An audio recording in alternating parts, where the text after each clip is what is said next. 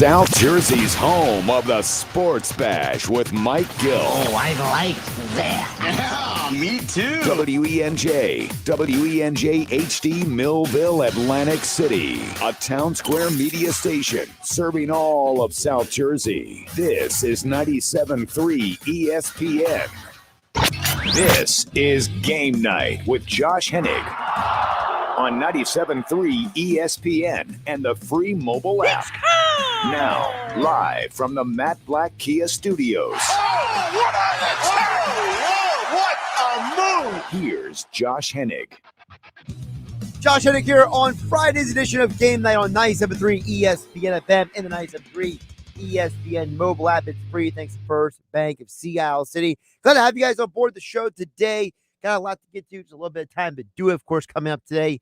We didn't have a Wednesday show, so we will have Weinberg Wednesday on Friday. Dave Weinberg will join us to talk more about the Eagles and their state of affairs coming up right here on Game Night on 97.3 ESPN. Also, I'll give you my picks for the football weekend, who I think is going to do what this weekend. Of course, Eagles this Sunday. Coverage begins, of course, Merrill Reese, Mike Quick on the call at 1 p.m. here on 97.3 ESPN.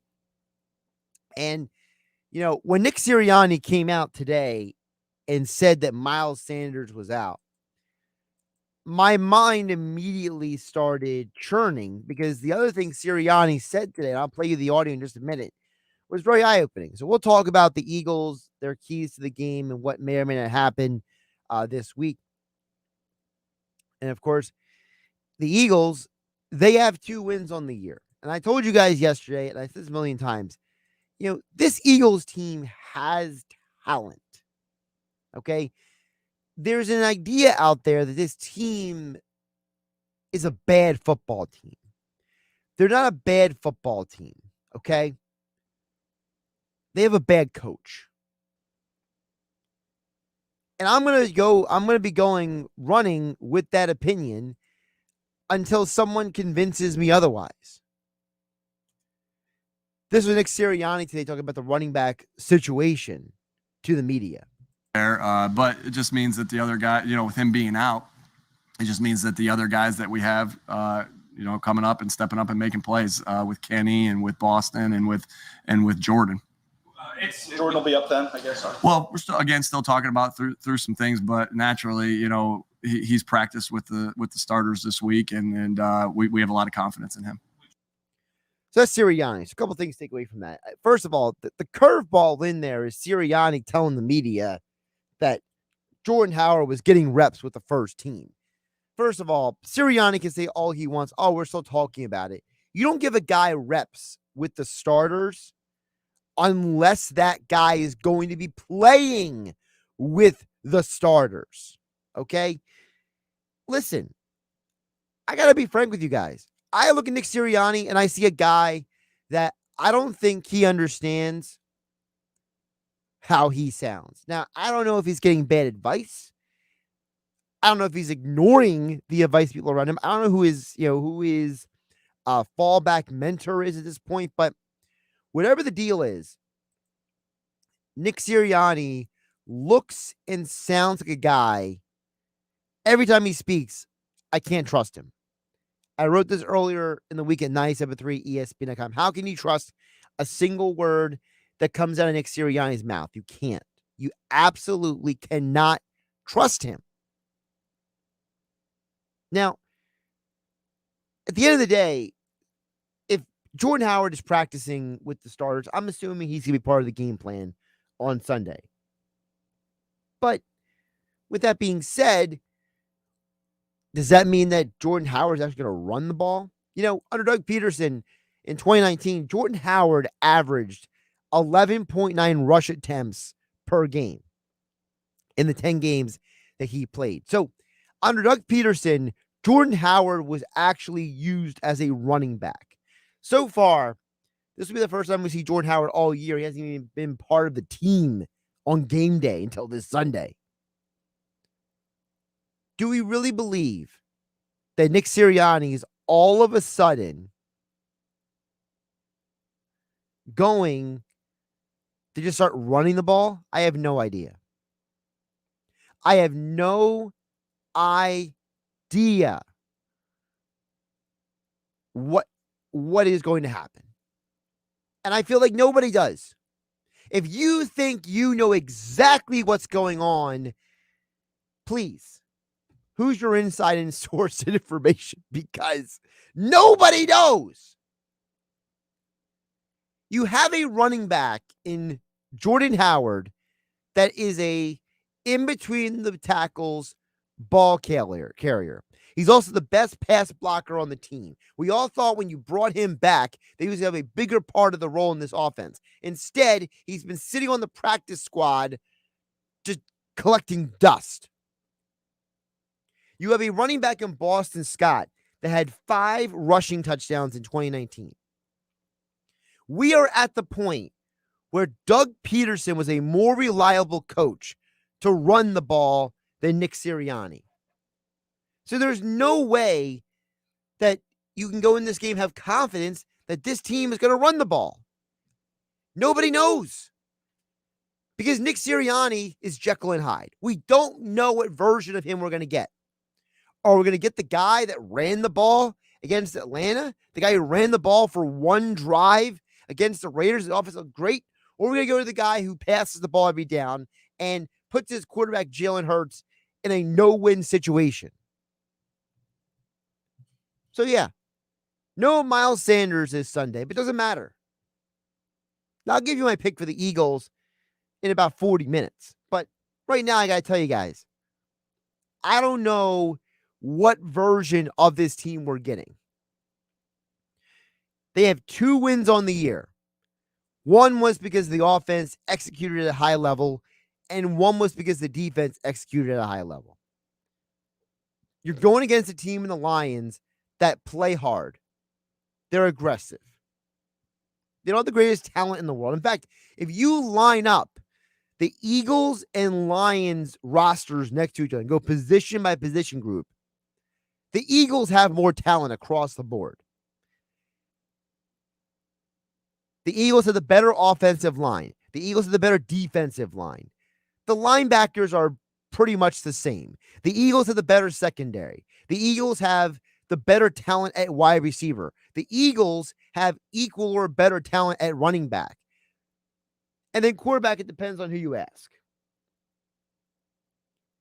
You know, if you're a Jalen Hurts hater, you're going to say that the Lions are the better quarterback. If you are a Jalen Hurts supporter, you're going to say that Goff is the worst quarterback. So it really depends on your perspective. Josh Hennig here on Game Night on 97.3 ESPN. Text board is open at 609-403-0973. You also can DM the show through the 97.3 ESPN mobile app. Thanks to First Bank of Seattle City. And we are live as always on YouTube and Twitter at 973 ESPN. Speaking of Hurts, I got to get this off my chest. I'm seeing more and more people, and maybe it's because they're just the loudest people in the room or the loudest people on social media, the loudest people out there. But I'm seeing a growing dissension about the quarterback.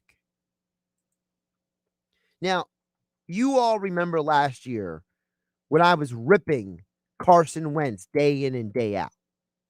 But I'm not afraid to go after somebody. But right now, through 7 games,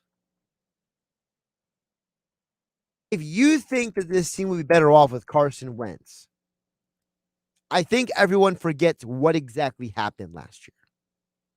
Don't take the Carson Wentz that you see in Indianapolis and make that analogy. Carson Wentz is doing well in Indianapolis because he's with the only coach who he really listens to. Frank Reich and him have a special connection. For whatever reason, Carson Wentz understands and listens to Frank Reich. I don't think if Nick Sirianni and Wentz were having a conversation, that connection would be the same. Now, Carson Wentz, through the first 7 games of last year, All right? 7 games last year. Carson Wentz had 10 touchdowns, 10 interceptions, and a 58% completion percentage. Through 7 games this year, Jalen Hurts has 10 touchdowns, 4 interceptions, and a 61% completion percentage. Last year, through the first 7 games, Carson Wentz lost 2 of his 5 fumbles last year. 2 of 5. All right. This year, Jalen Hurts, he also has 5 fumbles. But he didn't lose 2 of 5. So, Hurts has a better overall year through 7 games than Carson Wentz. And by the way, the Eagles, through those first 7 games under Carson Wentz, may I remind you, they weren't exactly a great team. Remember they had the tie in the middle there? They only had 2 wins. They had 2 wins through 7 games. So this idea that Carson Wentz would make this team better right now is fool's gold. Jalen Hurts is not a bad quarterback. He's a quarterback who obviously, like all young quarterbacks, has certain limitations. You cannot find me a quarterback who in his first 2 years who didn't struggle at some point. We act like Jalen Hurts has to be a finished product, when in fact Jalen Hurts has started 11 games in the NFL. He hasn't even finished a full NFL schedule of games yet. But people are already ready to sell on this guy. He has fewer interceptions in his career than Carson Wentz had last year. He has a better completion percentage right now through the first 7 games this year than Wentz had through the first 7 games last year. People act like Jalen Hurts is some bum, that he sucks. But let me ask you a question. Name me a quarterback who has ever been successful, who is a legend in a not ideal situation. I feel pretty confident that a lot of you guys who complain about Jalen Hurts never watched John Elway play like garbage on some bad Bronco teams. Or you conveniently don't remember that Peyton Manning led the NFL in interceptions. You conveniently don't remember all the games that Tom Brady didn't win because of him, but because the Patriots defense won those Super Bowls early on. We act like, not we, but these people who complain about Hurts act like he's supposed to be a legend in day one or he sucks. Well, the reality is, you know what really stinks? Your evaluation of quarterbacks. Josh Hennig here on Game Night on 97.3 ESPN FM and 97.3 ESPN Mobile. I'm talking about more Eagles coming up next. Dave Weinberg Wednesday on a Friday this week, hanging out with you here in the Matt Black Kia Studios. And of course, Football Friday being brought to you by my friends over at FanDuel Sportsbook at Bally's Hotel and Casino in Atlantic City. Check them out for your football weekend to watch all the games, catch all the action you want, and get in on the action at the FanDuel Sportsbook at Bally's Hotel and Casino in Atlantic City. Gambling problem? Call 1-800-GAMBLER. I'm Josh Hennig. This is Game Night. Tonight, the World Series continues. Gurriel around third. He'll come in to score. Siri to third. The throw gets away to the backstop. Siri will score. After dropping Game 1 at home, the Astros respond with a critical Game 2 win. Now the series heads to Atlanta, locked up at 2 games each. Game 3 of the Braves and Astros. Coverage begins tonight at 7 Eastern on ESPN Radio. Listen to the World Series exclusively on 97.3 ESPN FM.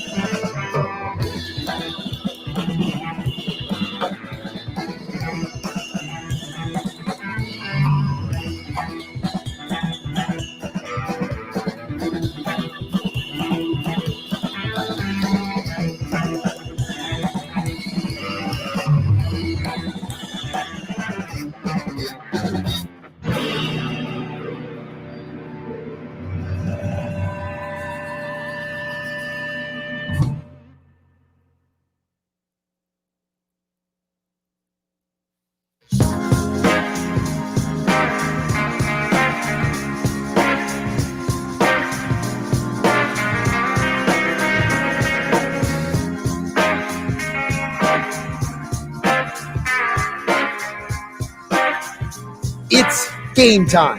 Football season is in full swing, and you can catch all the NFL action at the FanDuel Sportsbook in Bally's Hotel and Casino, Atlantic City. It's time to get in on all the games you love. Experience sports betting done right with live streaming games, food and beverage, self-service betting kiosks, and more. Get your game face on and score big this weekend when you bet at FanDuel Sportsbook in Bally's off the boardwalk, Atlantic City. Gambling problem? Call 1-800-GAMBLER. You're listening to Game Night with Josh Hennig on 97.3 ESPN and the free mobile app.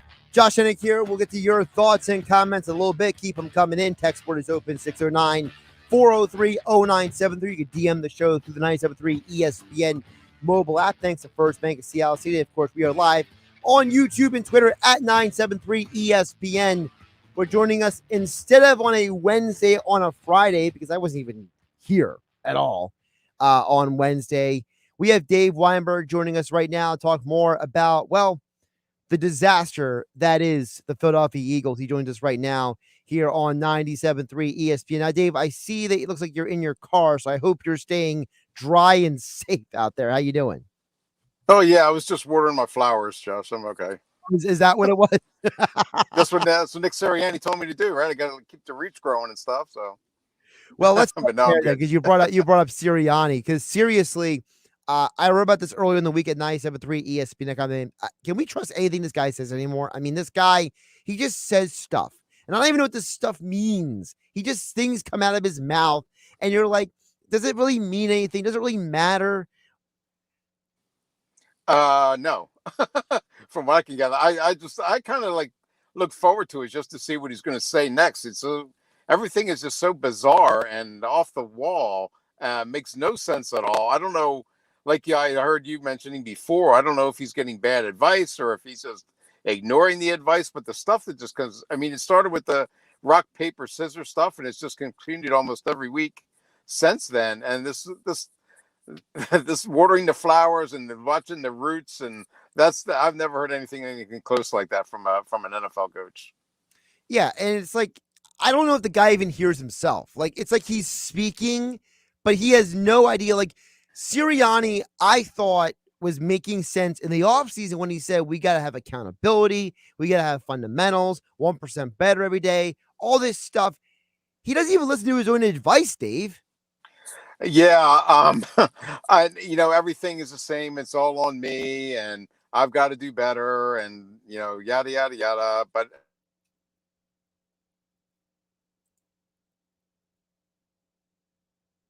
we lost Dave there for a minute trying to. We got you Sorry back now, about that. Dave. Yeah, I got you. Are you okay? All right. Yeah, we got you now. Go ahead. I'm sorry. Yeah. Everything is just so bizarre with him.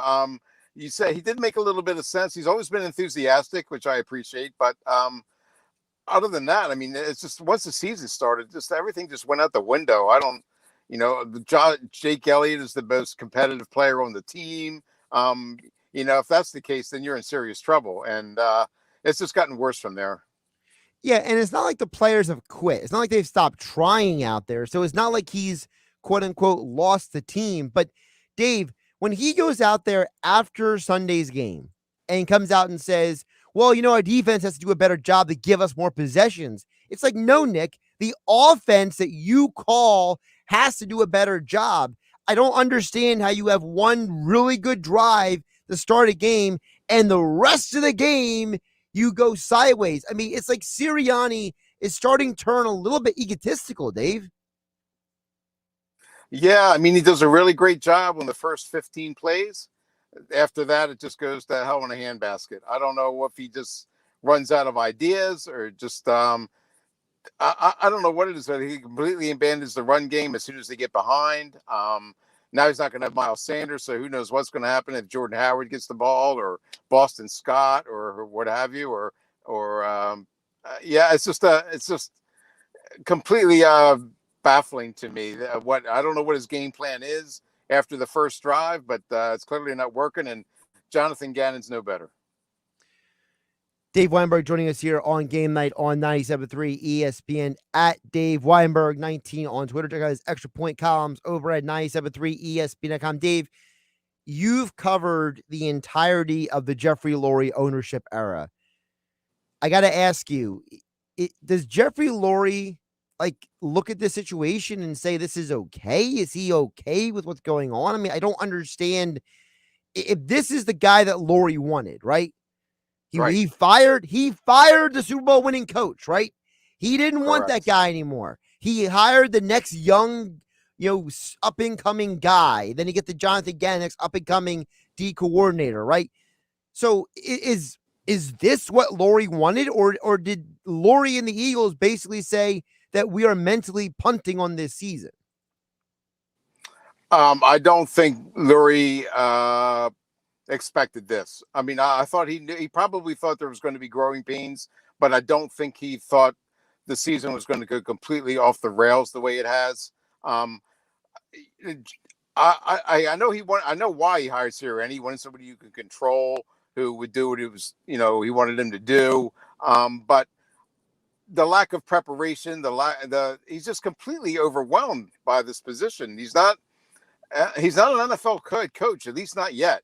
And Jonathan Gannon, the same thing with the defensive coordinator. I don't know that Lurie expected this level of incompetence. I don't want to say incompetence, but this level of lack of success, if you will. And I don't think he'll fire anybody during the year. That's just never been his his this is the way he does things. He's always Right. get coaches even more than 1 year, but I would not be surprised if this is just a one and done thing that he decides that I can't take another year of this, and we've got to change before it's too late. Right, because the Chip Kelly situation was extremely specific. I mean, Kelly Right. was going so sideways, he had to step in and take Right. back his organization at that point. So I Correct. agree with you on that assessment. I remember Lane Johnson was even throwing Kelly under the bus before Kelly got fired. Mhm. So, Correct. but guess what? Sirianni, I want to see the season play out. So, maybe then the owner and everyone around him can actually maybe be honest with themselves. Maybe this is the medicine that the owner and the front office needs, maybe to say, hey, we thought this was a good idea. Maybe we need to reevaluate our own assessment of things. Yeah, that's true. And I'm not going to put all the blame on Sirianni and Gannon. I mean, I blame Howie and I blame Jeff for not giving him a veteran sounding board, someone that he can bounce ideas off of. Everybody compares this to Andy Reid's first year.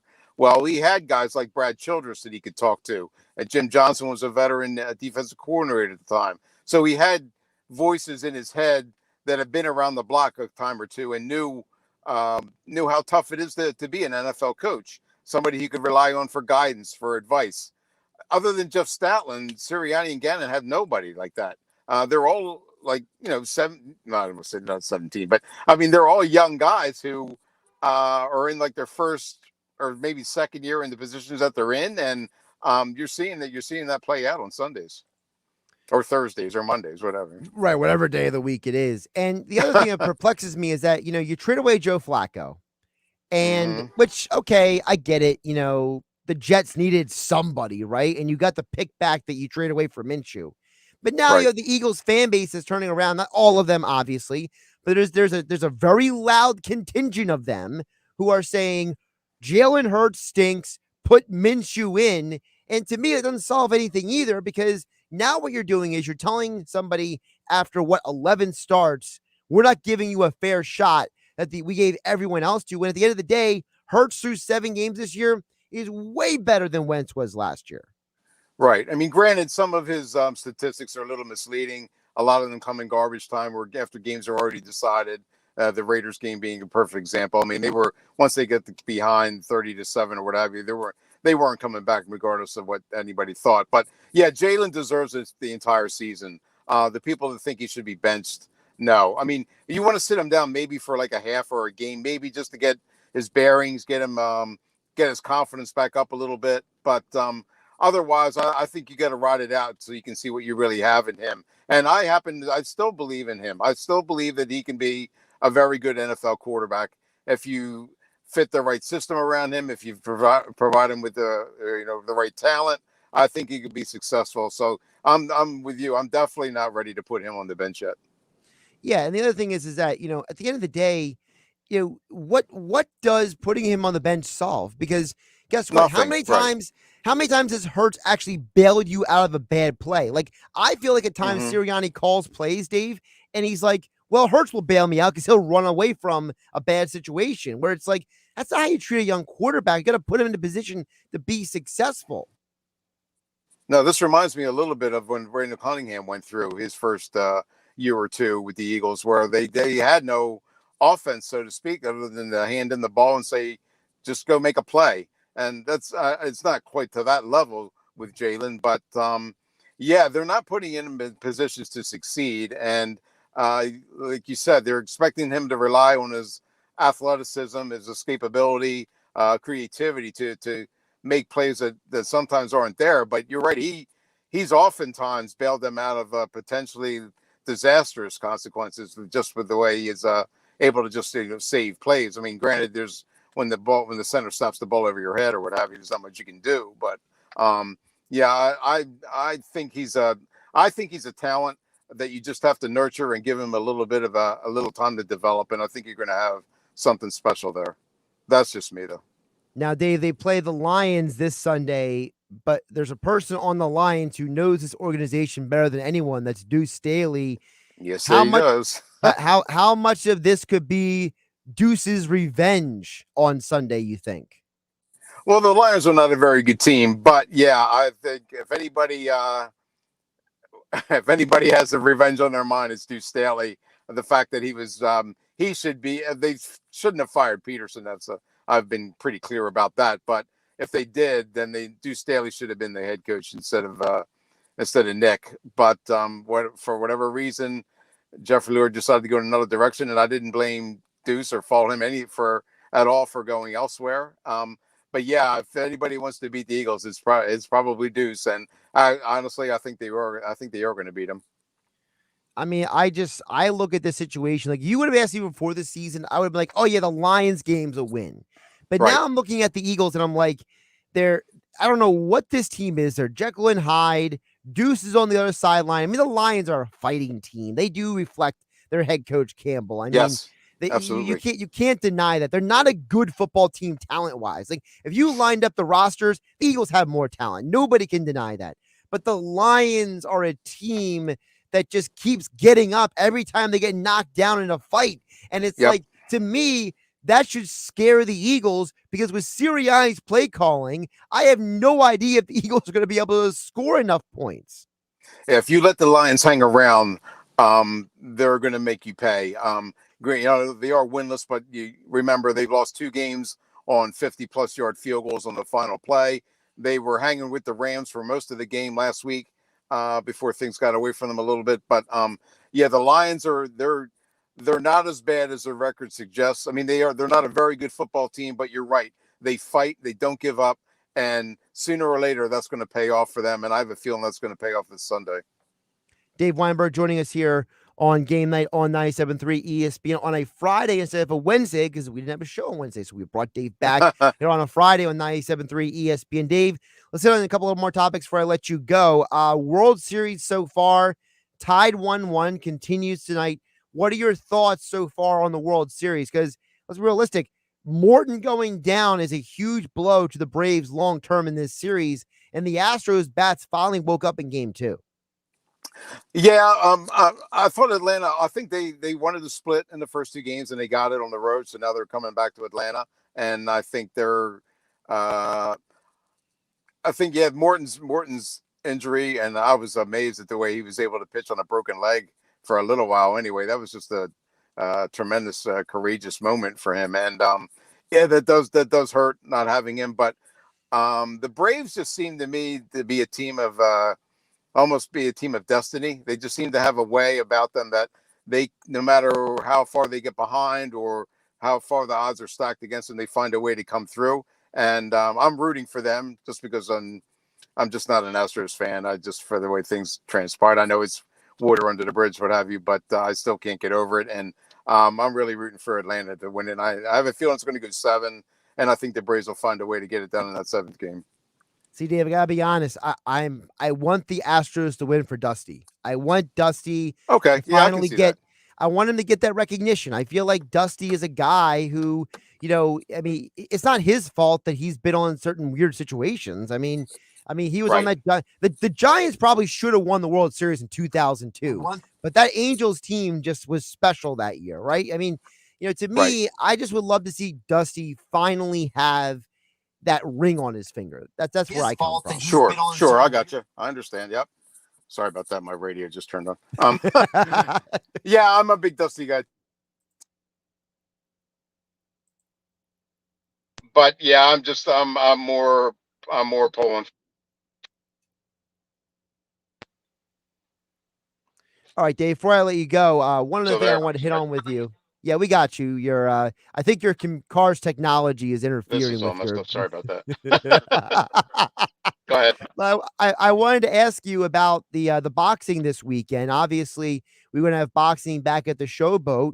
I believe you wrote in the column it's the 3rd time they're going to have a card this year. And one of the names that stands out to me on the card, and I want to know your opinion on him, is, I've heard for years about the potential of DeCarlo Perez, and I know he took the hiatus. He's back. what is his prospects at this point? Because I know he had that big flash knockout back in, what was it, in September, but now he's back on this card on Saturday. Yeah, no, he's not fighting Saturday. DiCarlo? No. Is that what you asked me? Yeah, I was wondering what I thought he was fighting on Saturday. No. He just fought September down in Oh, Mexico and okay. got a win for the first time after a 3-year hiatus. DiCarlo's a very interesting fighter. He's got a whole lot of talent, but he just didn't. He got frustrated with the game of boxing, the politics of the sport, and decided to give it up for a little while. But he's too good not to just not give it another shot, and that's what he's doing now. I still think he has a pretty bright future. Um, if he just dedicates himself totally to that, I think he can make a name for himself. Maybe get another big fight or so. I'm not saying he's going to be a world champion or anything, but I think that he could put himself in a position for a title shot or something down the line if he can stay with it. But it's very difficult to do. He's getting a little bit older. People have been fighting while he's been off, and he's got to climb that mountain back again. But I think he can do it, and he's got as much talent as anybody as far as fighting goes. With the events so far this year at Showboat, I wanted to know, has it gone as well as you expected? Could have it gone better? What is your perspective on the events so far in Atlantic City this year?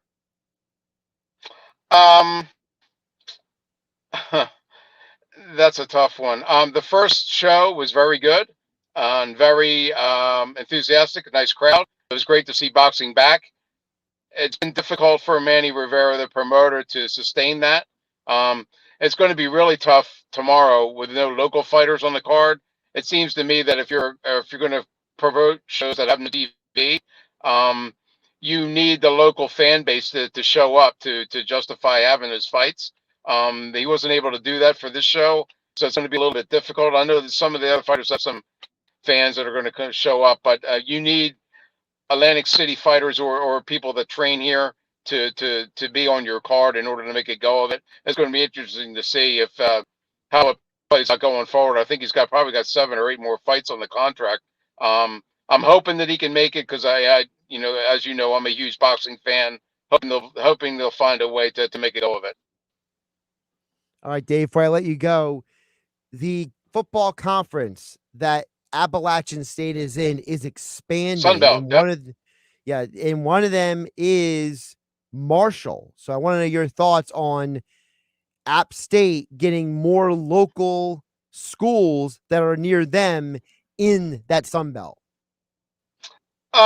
More is better. I mean, there's a lot of talk of several schools joining the conference.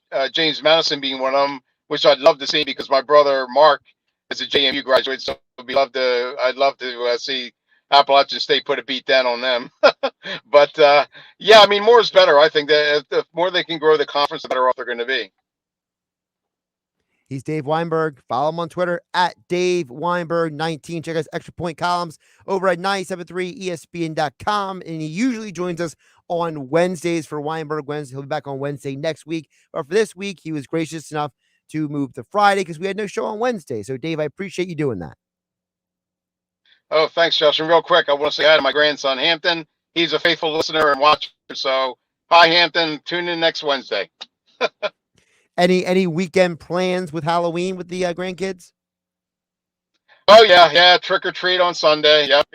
It's they always come over, go through the neighborhood, lots of candy, lots of good times. I went to Hampton's kindergarten Halloween parade yesterday, which was a lot of fun. So yeah, it's great. I have one that's 5 years old, one that's 3, one that's due any day. So it's it's a really exciting time in the Weinberg family. Nice, very nice. Well, Dave, enjoy the weekend with the family. We'll catch up next week. Thanks, Josh. I appreciate it. Take care. Josh Hennig here on Game Night on 97.3 ESPN. Always great to get thoughts and insights from Dave here on the show each week. I want to get him in this week before we hit the weekend. On the other side, we hear from you guys. Text board is there, 609-403-0973. You can DM the show through the 973 ESPN mobile app. Thanks to First Bank of Seattle City. Of course, we are live on Twitter at 973 ESPN. I'm Josh Hennig. This is Game Night. This is the radio home for Philadelphia Eagles football. This Sunday, it's week 8 of the 2021 season with the Eagles heading to Detroit to take on the Lions. He completes it. It's Gainwell in for the touchdown. Pre-game coverage begins at noon. Merrill and Mike call all the action starting at 1. This is where the Eagles play. 97.3 ESPN, South Jersey's Eagles station.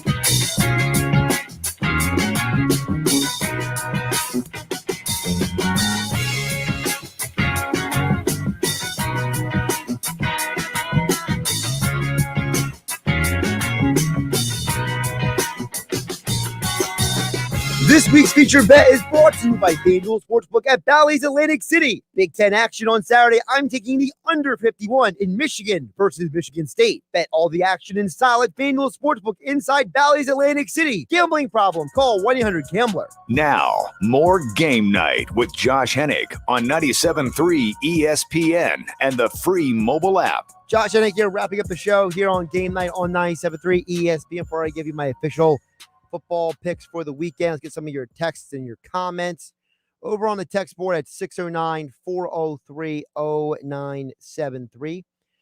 Tom in Summers Point chimes in and says, this team is bad. However, how do you find out if Hurts can play? Sure, isn't by running the ball. Believe him all you want, but the eye test sees he's a backup at best. Randall Cunningham had talent from day one. This kid does nothing good, let alone great. Well, first of all, Tom in Summers Point, that's your opinion, okay? You gave me no evidence in there why I'm wrong, okay? Hurts, yeah, he doesn't have an elite arm, but neither does Tom Brady, okay? All right, you compared him to Randall Cunningham. Cunningham's arguably the greatest mobile quarterback in NFL history, all right? Jalen Hurts was a better passing quarterback in college than Lamar Jackson and Michael Vick. All right. He had better numbers in college than Josh Allen. So to say that the eye test says he's a backup is silly. When you say something like that, Tom, you sound like somebody who just doesn't like the guy. And if that's the case, that's your opinion. That's fine. Mike in Ocean City says, Josh, Sirianni has to calm down. Position coaches and coordinators are afforded the opportunity to be juiced and hyped. Head coaches need to carry a calm and direct demeanor. I think Sirianni needs time just like Hurts. However, 2-15 is unacceptable. And he needs a veteran coach to guide him. It's Mike in Ocean City. Well, Mike, I don't know if the reason why he doesn't have a veteran coach on his staff is because of him or Jeffrey Lurie. Remember, part of the reason why Lurie fired Doug Peterson was because Doug Peterson wanted to hire certain people on his staff, and Jeffrey Lurie said absolutely not. They couldn't agree at all. Over on the YouTube channel, here on 97.3 ESPN, message chimes in says, I love Hurts, but I don't like Sirianni's play calling. That play call is what makes a quarterback look bad, yet Hurts is looking decent despite of Sirianni. Also, it's time to move on from Howie as GM. Keep him in charge of the salary cap. Here's the problem. And I said this before, I'll say it again. Howie's here because of the owner. He is the extension of the owner. If you don't like Howie Roseman, you don't like Jeffrey Lurie. It's as simple as that. And I happen to agree with you. Look, I think Sirianni's play calling has made this offense look 100 times worse than it really is. And yes, I'm picking against the Eagles this weekend. I think this Deuce Staley's revenge game. Take the Lions on the money line or the plus 3.5, whatever you want to do. But I think the Lions win this game. Something like a 30-22 kind of game. Also, my couple picks I want to give you guys real quick before I get out of here. I got a couple seconds. I love Ole Miss at Auburn, plus 2.5. I'm Josh Hennig. Have a great weekend.